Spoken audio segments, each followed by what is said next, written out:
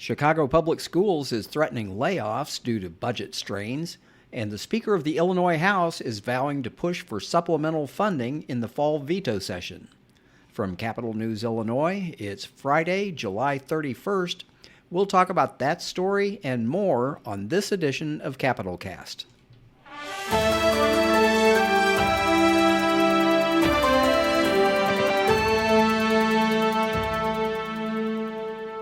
Hello and welcome to another edition of Capital Cast. I'm Peter Hancock, and joining me this week are my colleagues Brenden Moore and Ben Szalinski.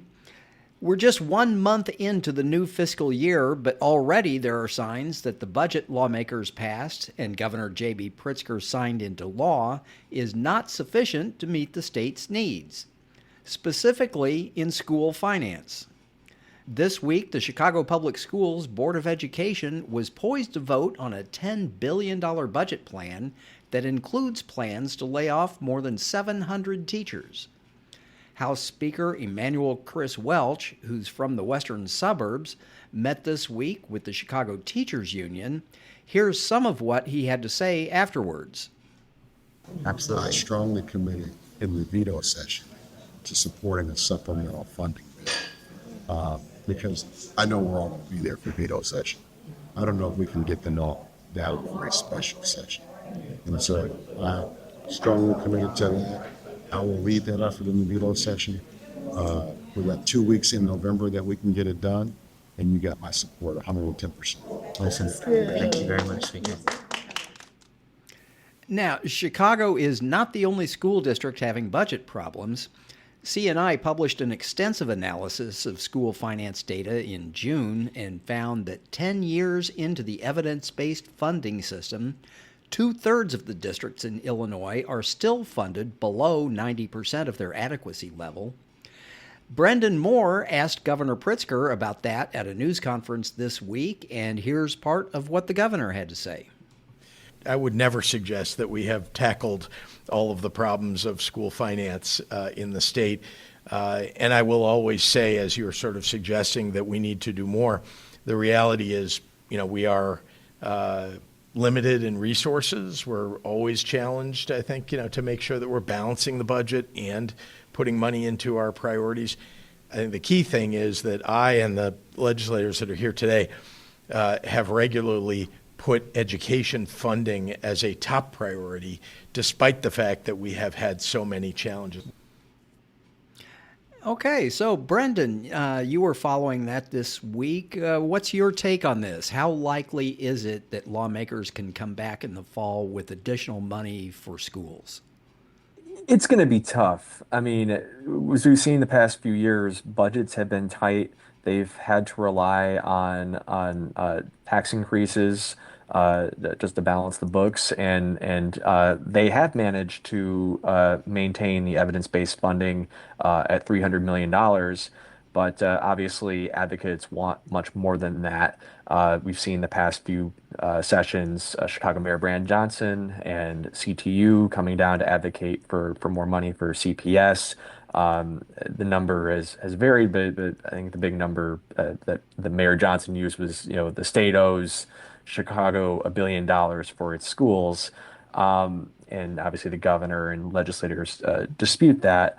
But Speaker Welch has, for the most part, up until now, he had kind of been in alignment with the governor of saying that, of course we want to fund education, but we also have other priorities and we have to balance the budget. But so this is a little bit of a change in tune for him. But that being said, it's still going to be a tough lift, especially in the veto session.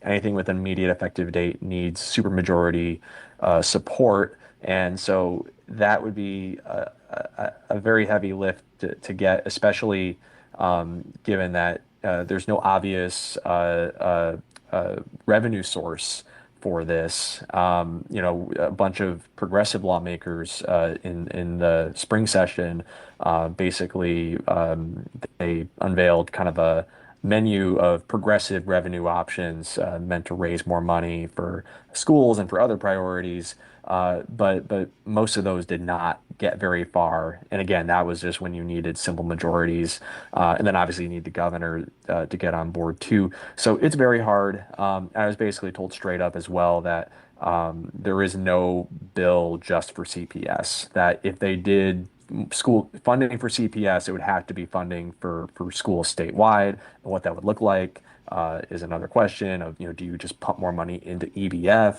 or is there just kind of a separate, I guess, funding source, separate line item for the schools? So, and I was told that basically there hasn't been a lot of work done on this yet. Like obviously, when they did transit reform, we had subject matter hearings galore throughout, I believe last summer. There hasn't been a lot of work done on this just yet. So the speaker he made a promise. He put it. He said some words, but it'll be interesting to see if it's backed up with some action in terms of actually meeting with stakeholders, meeting with legislators, and doing the work of trying to hammer out what this would look like if they do try to get more funding in the veto session for schools.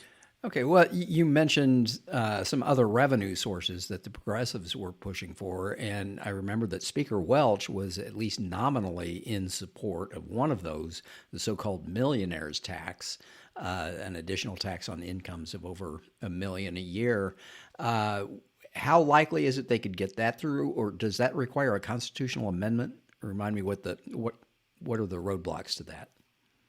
Yeah, so that would be a constitutional amendment, and the deadline has passed to get that on the ballot for this year. So that was back in May. So the earliest that they could vote to get it on the ballot, but it wouldn't appear on the ballot until the 2028 election cycle. So that is kind of viewed as kind of an unlikely solution because obviously they're talking about more money in the current budget year. The progressive tax, the millionaire's tax, is probably not. I mean, it could be a long-term solution. And when you talk to legislators, especially progressive lawmakers, that are really trying to provide more funding for schools and for social services, and just other, the other things that government funds, they say they are looking long-term. Like they want to find long-term sustainable revenue streams, and that should be kind of the direction of this conversation. And that, like, yes, I mean, schools need more money now, but figure out a way where it's not just, a supplemental here and there when maybe they have a little bit of extra money or a one-time thing, you find a way to make it so it is a sustainable thing. And that's where it gets to, they have a lot of conversations that still need to happen, that the work needs to be done before they actually can vote on something that would provide more money for schools. Okay, let me turn to Ben now, because you followed the budget in extensive detail this year, and every year we talk about how much revenue is coming in and how much spending is going out, and hopefully the revenue is at least equal to or greater than the spending. How much wiggle room is there in the budget this year for any additional spending they might want to come up with in the fall? Yeah, there's none at all, essentially. So they're going to have to implement these new tools that progressives have thrown out there if they want to achieve these goals, essentially. I mean, if we're looking at CPS, that's just $1 billion there, maybe throw another $1 billion in for the rest of the state. It's a really heavy lift, and the money isn't just going to show up overnight. There's no way you can just legislate that kind of wiggle room into the budget to get some sort of immediate full funding of all these public schools in the state of Illinois within this current fiscal year. And I think the big roadblock there is, as Brenden was talking about with the millionaire's tax, is it's going to take another 2 years before voters can even decide on that. So, in short, I think it's a real challenge for lawmakers to really come up with any way to address this issue in the short term. They're probably better off looking for ways they change either the funding formula or find different ways to, I guess, evaluate or direct money to schools that is not part of the current taxing structure. But to upend this current year's budget, I don't even see such a thing like that happening, because everything in this current year budget is a priority for lawmakers. And there was already a less than 1% spending increase in this budget anyway. So, yeah, it really, in short, there is no room. This is probably a multi-year project for lawmakers to actually get the amount of money that these school districts, and specifically CPS and CTU, really want to see. Well, meanwhile, Speaker Welch may have been feeling some heat this week from the Chicago Teachers Union, but that's not the only problem that he has on his plate right now. State Representative Fred Crespo, who has sort of been on the outs with the Speaker in recent months, authored an op-ed piece this week calling for Welch to step down as Speaker. Brenden, why don't you fill us in on what prompted him to say that? Yeah, so Representative Crespo, in an op-ed for the Tribune, said that the speaker should step down over his handling of sexual harassment allegations that were made against ex-rep Harry Benton by a former district staffer. And just quoting Crespo, he said that at best, his failure to adequately respond to sexual harassment complaints is the consequence of poor management and irresponsibility. At worst, the speaker doesn't take sexual harassment seriously, and his office normalizes such behavior.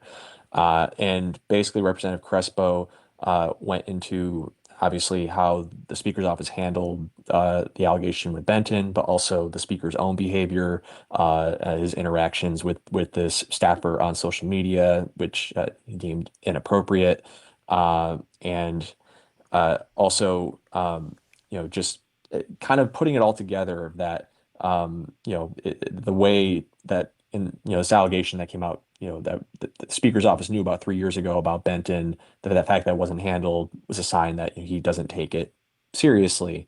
So he basically called for the speaker to step down. He called for Democrats to call for the speaker to step down, and perhaps even push for the state's first female speaker. Now, so it's a big deal in the sense that this is the first Democrat to come out and say the speaker should step aside. But also, it's a very important caveat that Crespo and Welch have been on the outs with each other for a while. The speaker kicked Crespo out of the caucus last year because he was working on his own budget proposal and not communicating the leadership about that plan. And as Ben wrote about a few months ago, they are still not on speaking terms, and there's no sign that Crespo is going to be invited back into the caucus. And I was told by some sources that the speaker even tried to recruit a primary challenger against Crespo earlier this year, but he's pretty popular in his district, and they really couldn't find anybody to take him on, so he's still around, but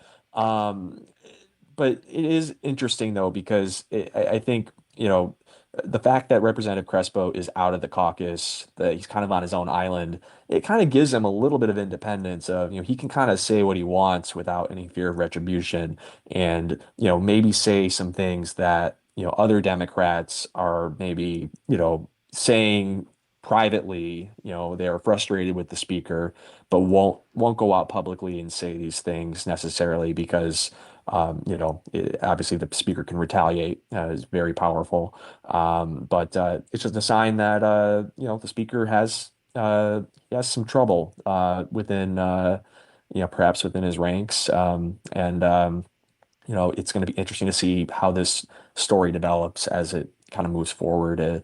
If we're expecting the LIG report to come out very soon, and we'll see if there's any more stories that come out about how the speaker's office has handled harassment cases under Speaker Welch's tenure. Well, it's worth remembering that Speaker Welch, he was elected Speaker in 2021 to succeed Michael Madigan, who was then under pressure, from all kinds of legal pressure he was under federal investigation, was soon to be indicted on corruption charges. But that wasn't his only problem. There were also sexual harassment allegations in during Madigan's tenure. And one of the things was that Madigan had lost support from a lot of the women in the Democratic caucus for not taking this seriously. So I'm wondering, Ben, is it possible? Is the speaker under some real pressure here? I mean, is he in peril of losing his job? Do you get any sense that he's losing support on a wider basis than just Fred Crespo? Not yet. But I think there's some folks who are openly frustrated with Speaker Welch and how he has handled this situation. And I think going forward here in the next few months, it will be important to, one, evaluate this public report on Harry Benton when that comes out. And also, though, is there more cases like this? What else has potentially been left untouched, has not been addressed by the Speaker's office in an appropriate way? That was one of the big takeaways, I think, from the Tribune report, was that how long it took the Speaker's office to deal with the Harry Benton situation. And I think members, they want to see situations like this dealt with quickly.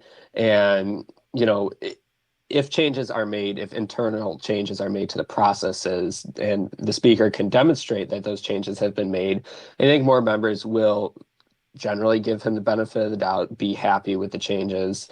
But I think there's just more open frustration right now. And if other things blow up, if other issues arise, he's going to run into more issues. It's worth remembering that, Speaker Welch had problems gaining support at the very beginning of his speakership. There was a group of Democratic women who were not yet ready to support Speaker Welch because there was allegations from years and years ago that Speaker Welch had engaged in domestic violence and had other problems with sexual harassment during the proviso school board days. So I think folks in Springfield remember that those situations happened. How much this situation, revives all that and makes more people opposed to the Speaker's leadership, we'll see. I think Fred Crespo is, in a way, a bit of an outlier just because of the relationship that he already has right now with Speaker Welch. But it's something that we're going to be keeping a very close eye on, I think, and how any future situations get handled and what else changes in the coming months before lawmakers return to Springfield. And then when they do return, what's the attitude to Speaker Welch, and, how much are they following his lead within that caucus? Well, we started off talking about school funding, and I wanted to return to the education front. This week, Governor Pritzker signed a bill banning cell phones in K through 12 classrooms. Teachers have been complaining for a long time that students spend too much time looking at their phones and not enough time looking at their books or paying attention to what's going on in class. There was a bill signing ceremony, and a number of people who spoke at that ceremony kind of mentioned how the rest of us could take a lesson from what schools are doing. And I wanted to turn to both of you, Brenden and Ben. How big of a distraction do you think cell phones were when you were in school? They didn't exist when I was in school, but when you were in school, how big of a distraction were they? And how significant of a change is this for K-12 education? I guess as the younger one here in the room, you're closer to the situation than the rest of us. Much closer. We had cell phones. I would say it wasn't, I don't think, a big of a distraction as I feel like we hear it as now. There was rules in various classes that I had in high school about phones. Some classes we were encouraged to have it and use it, for educational reasons or something. Other classes, the teacher made us put it in a box, and she kept the box on her desk until the end of the class period. So I don't recall it ever being a big thing, though, where a great number of students were on their phones in class the entire time. I think maybe these social media sites have evolved in that time and have become more addictive, and there's more features on our phones now, and everybody has them now. So, kids are much younger when they have phones. I mean, the phones didn't exist when I was when I was in elementary school either. So I think, it's kind of maybe been a bit of a change and a big struggle, I think, from parents. And I think that's, something state lawmakers have recognized, as a lot of them are parents themselves, is that this is an issue that really hits home. It's not, one of these partisan issues. It's one of those issues that is directly affecting their own kids, and they see pretty serious distractions, I think, in their own children a lot these days. Brenden, Yeah. your thoughts on that?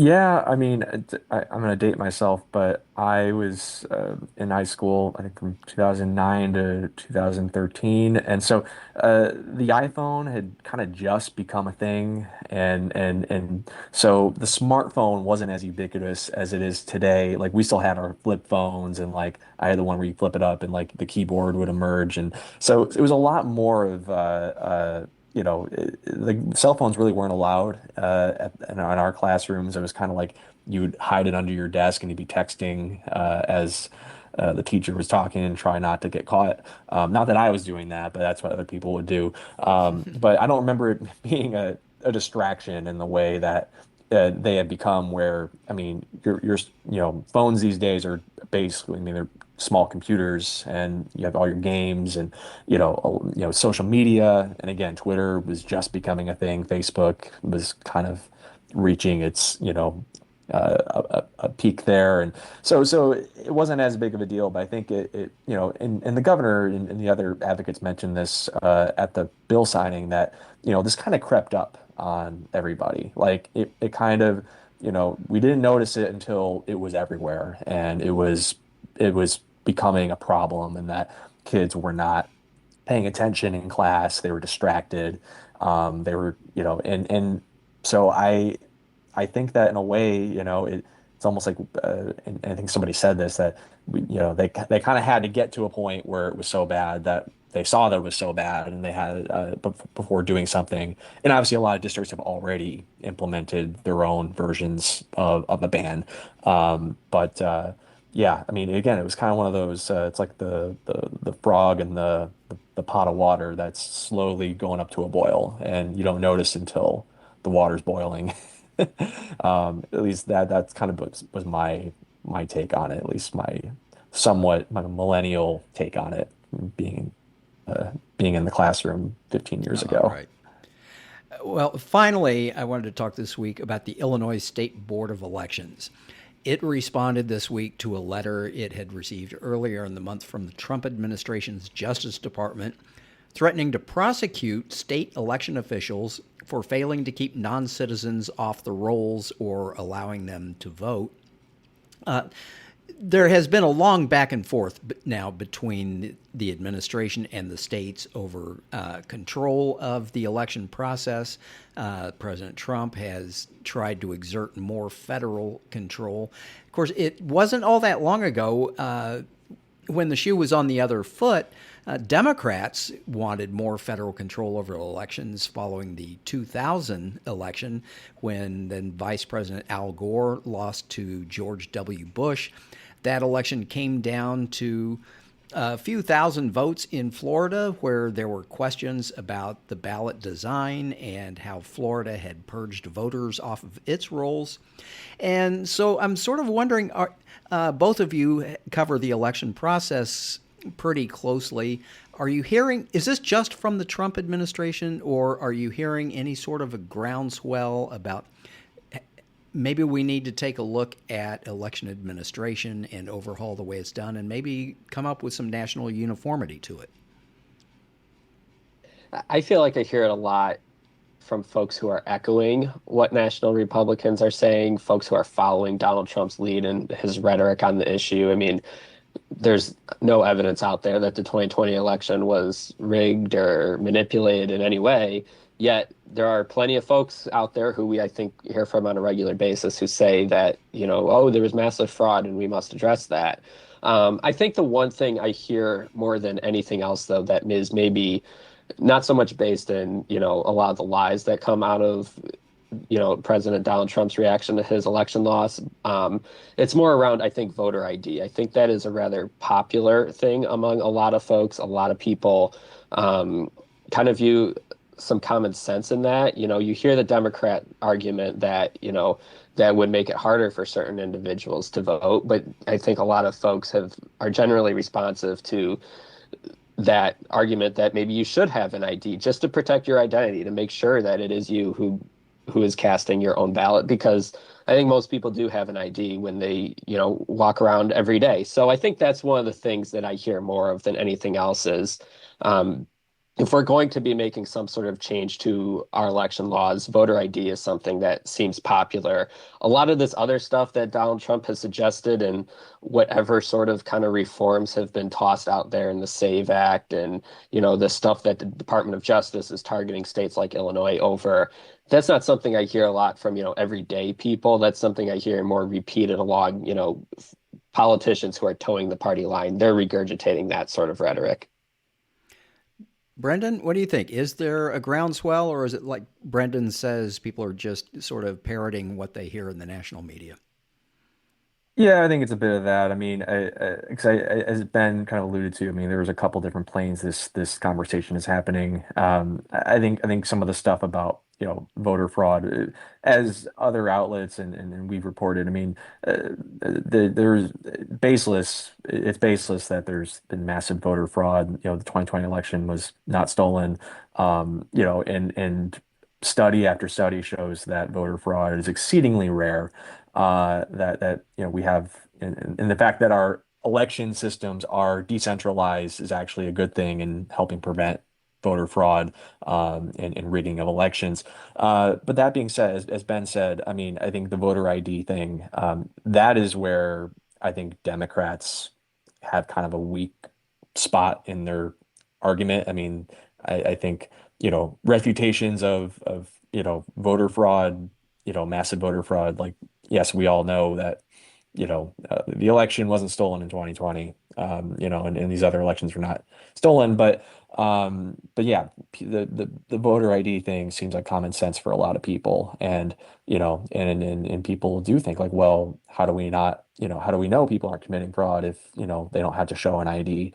And so I think at least on a political side of it, like, I think that's where, President Trump and the Republicans have an opening, and they've exploited it. And, the Democrats, both in Illinois and nationally, will probably have to at least explain their position better about why they oppose voter ID law, or at least maybe, work on that aspect of it. Because I do think a lot of people, and that is, we talk about the 80-20 issues all the time, that if you look at polling is an 80-20 issue. People tend to support voter ID. So, I do think in terms of the SAVE Act, I don't think there's any room for, I think Democrats are going to budge on that. But in terms of something lower, like more, I guess they would say common sense, there's probably room for there to be a compromise made. All right. Well, that's all the time we have for this edition of Capital Cast. If you liked this podcast, go ahead and hit like on whatever podcast app that you're using. You can also follow us on Facebook, Instagram, Blue Sky, and all kinds of other social media. In the meantime, on behalf of the entire Capital News Illinois team, this is Peter Hancock saying thank you for listening.